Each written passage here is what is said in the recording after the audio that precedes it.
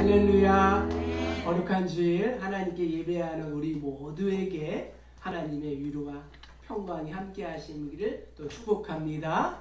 그 말씀을 통하여 우리의 또 실패와 약점을 넘어서 믿음의 영웅으로 성경의 한 페이지를 장식하는 우리 모두 다 되시기를 주님의 이름으로 간절히 축복합니다. 일제 강점기 때에 한 가난한 젊은이가 의학대학교 입학시험을 보면서 하나님께 이러한 소원을 했습니다. 하나님, 저를 이 학교에 입학시켜 주시면 평생 동안 불우하고 가난한 사람들을 위하여 헌신하겠습니다. 졸업 후 그는 당시에 가장 뛰어난 수술 실력을 소유한 백인재 박사 밑에서 수련을 하였고, 가난하고 병든 이웃을 위하여 무료 진료소인 복음병원을 개설해 영세민 의료 구호 사업에 전 생애를 바쳤습니다. 29살의 나이에 박사 학위를 받은 수재이기도 했던 그는 정작 집 한 채도 없이 오직 하나님만 의지한 채 가난한 사람들을 위해 봉사의 삶을 살았습니다. 이 사람이 바로 한국의 슈바이처로 불리다가 성탄절 새벽에 하나님의 부르심을 받은 장기려 장로님, 장기려 박사입니다. 오늘날 모든 사람들이 이와 같은 마음으로 살아간다면 세상은 지금보다 훨씬 더 따뜻하고 훨씬 더 아름다울 수 있을 것 같습니다. 성경에 나오는 모든 믿음의 영웅들을 살펴보면 그들은 한결같이 다 자기 나름대로의 약점이 있습니다. 실수합니다. 넘어지기도 합니다. 예를 들어 야곱은 믿음으로 살기보다는 자신의 재주와 자신의 잔꾀를 의지했습니다. 그래서 늘 주변 사람들과 불편한 관계를 유지했습니다. 형 에서에게 그냥 줄 수도 있는 이 팥죽 한 그릇의 장자권을 샀습니다. 또한 연로하여 눈이 어두운 아버지 이삭을 속여서 축복을 받아냈습니다. 한편 유다는 며느리인 다말과 동침하여 아들을 낳았습니다. 마태는 사람 취급도 받지 못하는 세리였습니다. 막달라 마리아는 7 귀신이 들린 여자였습니다. 오늘 우리가 읽은 본문에도 약점이 있고 실수투성이인 한 사람이 등장합니다. 그럼에도 이 모든 사람들은 하나님으로부터 쓰임을 받게 되었습니다. 자, 먼저 큰 용사인 입다의 실수는 무엇일까요? 우리 30절, 31절을 한번 읽어볼까요? 그가 여호와께 서원하여 이르되 주께서 과연 암몬 자손을 내 손에 넘겨주시며 내가 암몬 자손에게서 평안히 돌아올 때에 누구든지 내 집 문에서 나와서 나를 영접하는 그는 여호와께 돌릴 것이니 내가 그를 번제물로 드리겠나이다 하니라. 아멘. 먼저 큰 용사라 불리는 입다는 하나님 앞에서 불필요한 서원을 했습니다. 우리가 지난주 살펴본 것처럼 입다는 아버지인 길르앗과 또 기생인 어머니 사이에서 출생한 서출이었습니다. 그러나 입다는 큰 용사로 이스라엘의 사사였습니다. 그는 암몬과의 전쟁을 앞두고 돌이킬 수 없는 실수를 하고 말았습니다. 본문에는 입다의 어머니가 기생이라고 나와 있지만 원문을 살펴보면 사실 몸을 파는 매춘부로 나와 있습니다.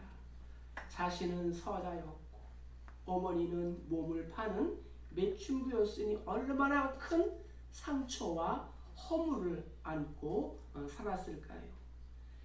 배다른 형제들의 핍박으로 지금의 시리아 땅인 돕이라는 땅으로 쫓겨가기도 했습니다.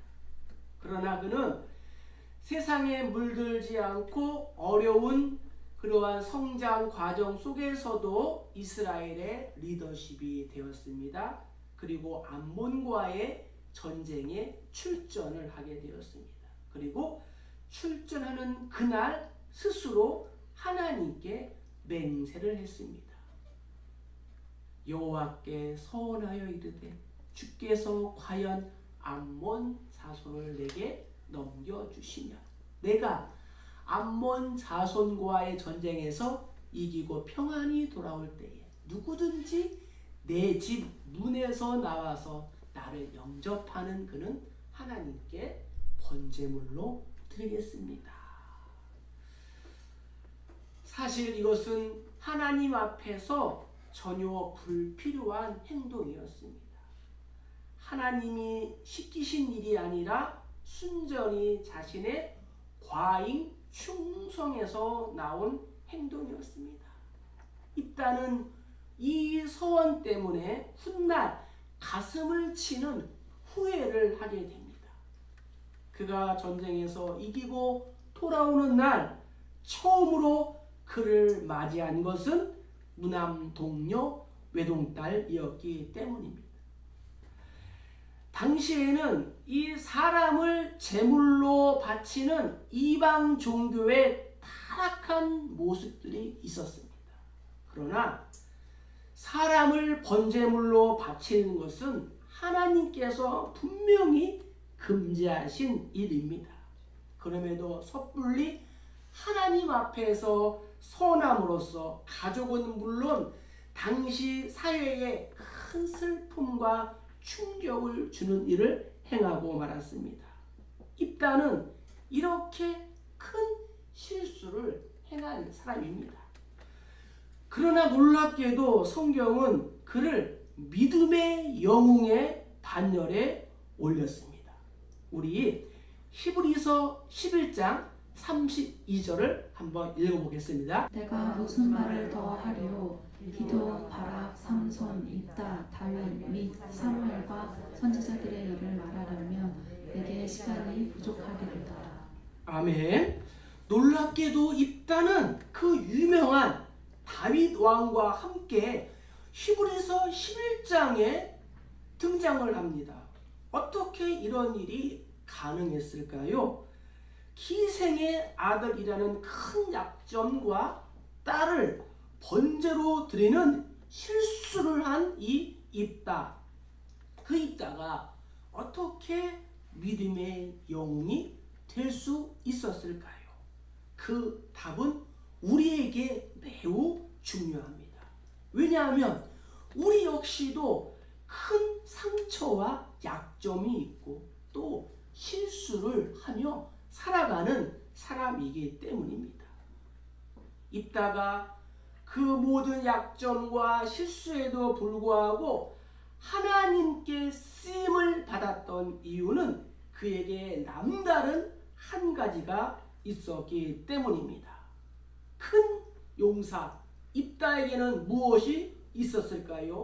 자, 우리 32절과 33절을 한번 읽겠습니다. 이에 입다가 암몬 자손에게 이르러 그들과 싸우더니 여호와께서 그들을 그의 손에 넘겨주시니 아로엘에서부터 민느세 이르기까지 20성을 치고 또 아벨 그라밈까지 매우 크게 무찌르니 이에 암몬 자손이 이스라엘 자손 앞에 항복하였더라. 아멘. 모든 약점과 허물을 덮는 그 한 가지가 있었는데 그것이 무엇일까요? 입다에게는 하나님을 향한 사랑과 헌신의 마음이 있었다라고 성경은 기록하고 있습니다. 모든 성경에 등장하는 인물들 역시 마찬가지입니다. 비록 그들에게 많은 약점을 가지고 있고 또 실수를 하지만 한 가지 공통점이 있는 것은 무엇이냐? 다름 아닌 하나님을 향한 사랑, 한결같이 하나님을 뜨겁게 사랑했습니다. 자, 우리가 앞서 살펴보았던 이 야곱의 경우를 볼까요? 야곱은 형 에서로부터 도망쳐 외삼촌 집으로 향하여 가던 중에 광야에서 하나님을 만나게 되었습니다. 그래서 자신이 베고 자던 돌베개를 세워서 하나님께 예배를 드립니다. 그리고 그 자리에서 자신을 무사하게 고향으로 돌려보내주신다면 자신이 가진 것의 10분의 1을 하나님께 드린다고 소원을 했습니다. 그리고 야곱은 소원을 갚았습니다. 시편 기자는 고백합니다. 여호와의 모든 백성 앞에서 나의 소원을 여호와께 갚으리로다. 그는 인생의 중요한 이 고비고비를 넘을 때마다 하나님의 이름을 불렀고 하나님께로 돌아갔습니다. 자신의 딸인 디나가 강간을 당했을 때에도 수아들에게 이렇게 말합니다. 우리 창세기 35장 2절 3절을 한번 읽어보겠습니다. 야곱이 이에 자기 집안 사람과 자기와 함께한 모든 자에게 이르되 너희 중에 있는 이방 신상들을 버리고 자신을 정결하게 하고 너희들의 의복을 바꾸어 입으라.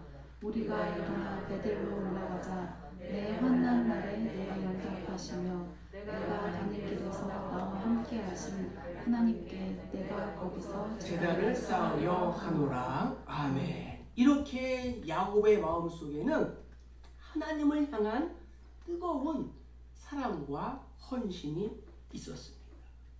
야곱의 12아들이 이스라엘의 12지파가 되었습니다. 자, 야곱의 넷째 아들인 유다 역시도 엄청난 실수를 했습니다. 차마 우리의 입으로 말하기에도 부끄럽게 며느리인 다말과 동침을 하였습니다. 그러나 훗날 기근으로 형제들이 애굽에 양식을 구하러 갔을 때에 막내 동생인 이 베냐민을 대신하여 자신이 옥에 갇혔습니다. 자, 애굽의 총리는 요셉입니다. 또 요셉과 이 베냐민은 한 어머니 배에서 나온 형제지간입니다.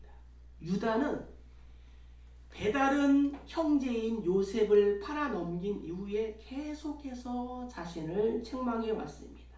그래서 동생인 이 베냐민 대신에 자신을 잡아가라고 이렇게 말했습니다.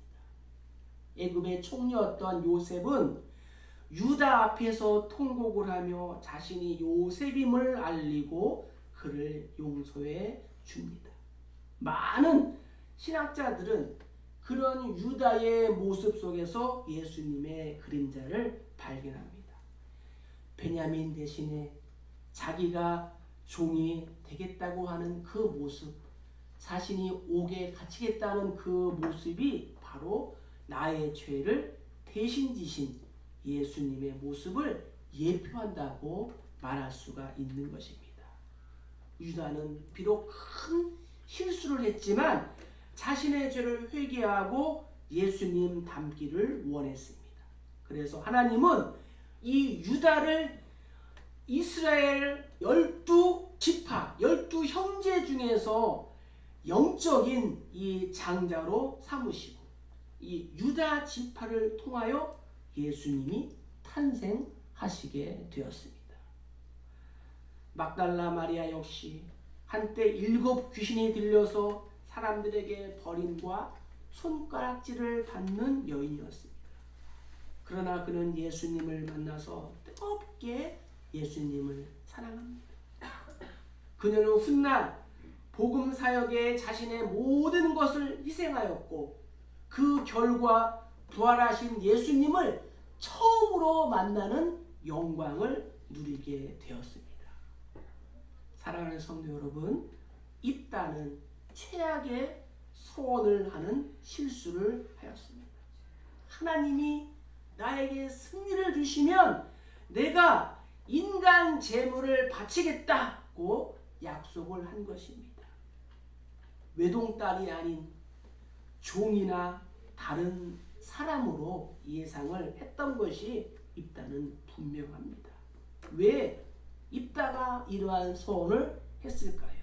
그것은 입다가 이방 종교의 이 도덕 기준에 감염이 되어 있었습니다. 하나님의 성품을 인간의 행위로 이해하는 이방 종교의 그러한 관점에 오염이 되어 있었습니다. 입다는 자신이 크나큰 선물로 하나님께 잘 보이고 하나님을 통제하고 하나님을 매수해야 한다고 생각을 했습니다. 그러나 하나님은 이미 이스라엘 백성들을 구하기로 작정하셨고 입다를 사용하시기로 결정하셨습니다. 여러분 성경 29절 하반절에 보면은 여호와의 영이 입다에게 임하시니 이렇게 성경은 기록하고 있습니다. 하나님의 영, 성령이 입다에게 임하셨습니다. 입다가 그것을 깨닫지 못했다니 참으로 비극입니다. 입다는 하나님을 기본적으로 이방 종교의 신들처럼 아첨과 거창한 희생 제물로 환심을 사야 하는 그러한 존재로 보았습니다. 입다는 경골한 이 경솔한 소원으로 덫에 걸렸음에도 깨달은 후에 또 그것을 정말 자신의 어리석은 소원을 회개하고 그 소원을 깨뜨려서 자신의 딸을 구하려고 하지 않았습니다. 이유가 무엇일까요? 입다는 하나님을 신뢰하지 않았습니다. 그 소원을 내가 지키지 않으면은 하나님이 나 자신을 치실 것으로 믿었습니다. 애초에 소원을 한 것도 마찬가지였어요. 하나님을 신뢰하지 않았습니다. 하나님을 이방 종교의 여러 신들 중에 하나로 보았습니다. 그럼에도 불구하고 하나님은 이 입다를 믿음의 영웅의 반열에 올려놓으셨습니다. 입다가 이 믿음의 영웅의 반열에 오른 이유는 무엇일까요? 성경 36절 한번 읽어보겠습니다. 딸이 그에게 이르되 나의 아버지여 아버지께서 여호와를 향하여 입을 여셨으니 아버지의 입에서 낸 말씀대로 내게 행하소서. 이는 여호와께서 아버지를 위하여 아버지의 대적 암몬 자손에게 원수를 갚으셨음이니이다 하니라. 아멘. 입다가 약점과 실수투성이었지만 그럼에도 불구하고 하나님께서 믿음의 영웅의 반열에 올려놓으신 이유는 무엇이냐? 모든 상황 속에서도 끝까지 하나님께 순종하였기 때문입니다. 입다는 희생을 감수하면서도 하나님을 사랑하는 마음으로 그 소원을 지켰습니다. 이것이 약점과 실수가 있는 입다였지만 하나님이 그를 사용하신 이유였습니다. 입다의 삶 곳곳에서는 하나님을 향한 헌신이 가득 배어 있었습니다. 형제들과 가족에게 버림을 받은 후 이방 땅에 거주합니다. 그에게는 온갖 잡류들, 불량배, 떠돌이 인생들이 모여들었습니다. 오늘날로 말하면 건달들, 주먹패들이 모여들었습니다. 어쩌면 임꺽정과도 같은 인물이었습니다. 입다는 그들을 모아서 자신을 버린 가족과 마을 사람들에게 보복할 수 있었습니다. 그는 저들과 함께 어울려 살면서 방탕한 삶을 살 수 있었습니다. 누가 감히 이 입다에게 손가락질을 하겠습니까? 하지만 입다는 그렇게 하지 않았습니다. 오히려 그 떠돌이들, 잡류와 같은 인생들을 모아서 훈련시키고 게릴라 부대를 만들어서 하나님의 백성을 괴롭히는 암몬 족속을 기습하여 승리를 가져왔습니다. 입다가 그렇게 할 수 있었던 이유는 단 한 가지였습니다. 하나님과 그분의 백성들을 사랑했기 때문입니다. 그날 이후 하나님과 그분의 백성들을 사랑하고 헌신하는 일에, 섬기는 일에 그는 자신의 몸과 마음을 다 쏟았습니다. 무엇이 입다를 이스라엘의 사사로 만들었을까요? 어떻게 믿음의 영웅들이 기록된 이 히브리서 믿음의 장의 이름을 올릴 수 있었을까요? 입다가 하나님께 쓰임을 받은 이유는 마음을 다하여, 성품을 다하여 하나님을 사랑하고 하나님이 자기에게 맡겨주신 그분의 백성을 사랑했기 때문이었습니다. 하나님은 어떠한 사람을 사용하실까요? 단점이 없는 사람, 완벽한 사람, 무슨 일이 있어도 하나님을 끝까지 사랑하는 사람인 줄 믿습니다. 어떠한 시험 속에서도 하나님께 헌신하는 사람, 하나님과의 약속을 지키는 사람, 무슨 일이 있어도 자신의 자리를 끝까지 지켜내는 순종의 사람을 축복하시고 마침내 그의 이름을 높여주시는 분인 줄 믿습니다.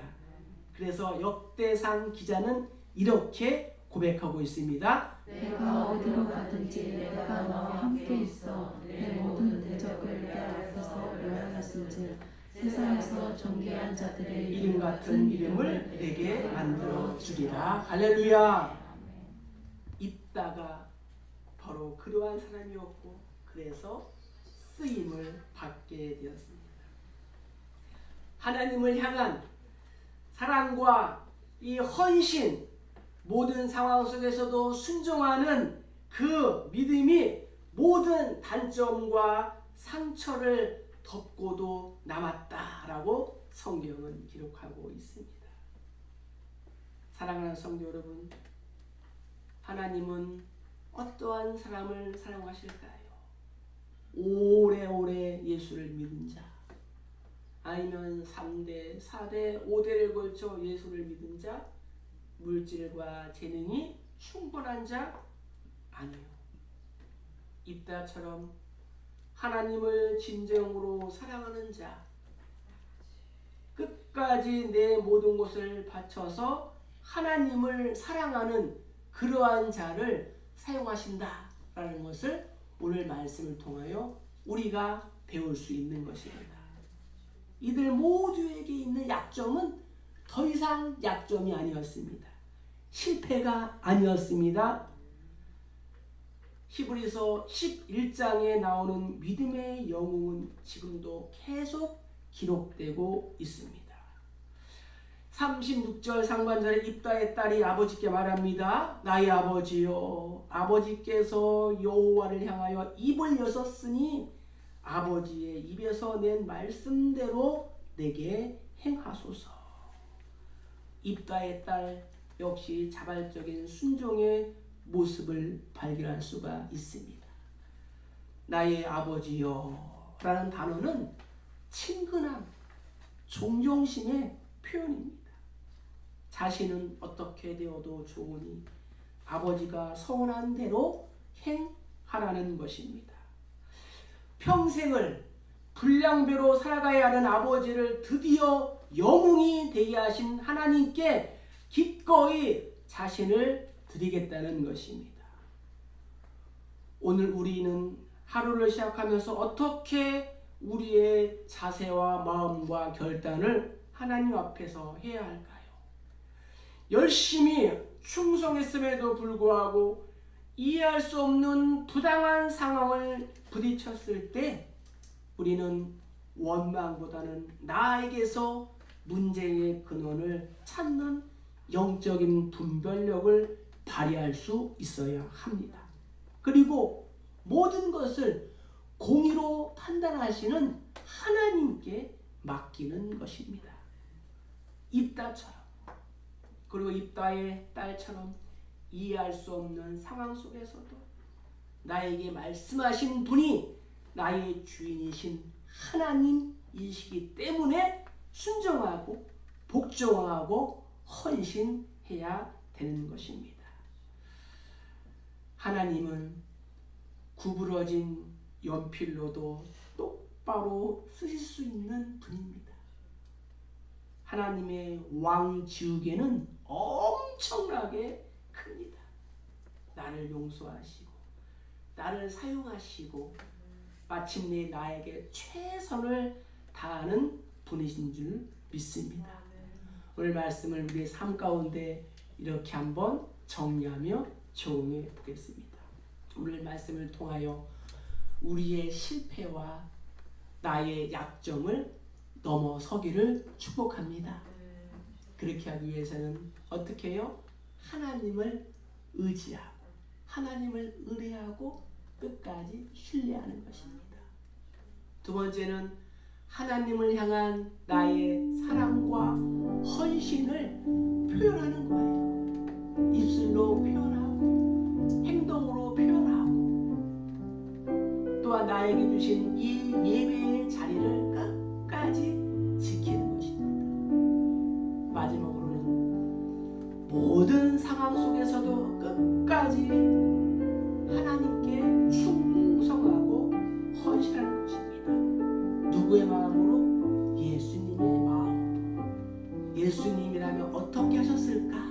늘 예수님의 그러한 겸손한 마음을 본받고 십자가에서 죽기까지 순종하신 예수님의 마음을 나에게도 달라고 기도하는 것입니다. 모든 실패와 약점 중에서도 하나님 앞에서 나의 생각과 경험을 초월하여 순종과 헌신을 결단하고 행동한다면 하나님께서 반드시 우리 역시 믿음의 영웅의 반열에 나의 이름을, 우리의 자녀의 이름을 올려줄 줄로 믿습니다. 이러한 영광이 내 인생과 우리 자녀들과 우리 교회의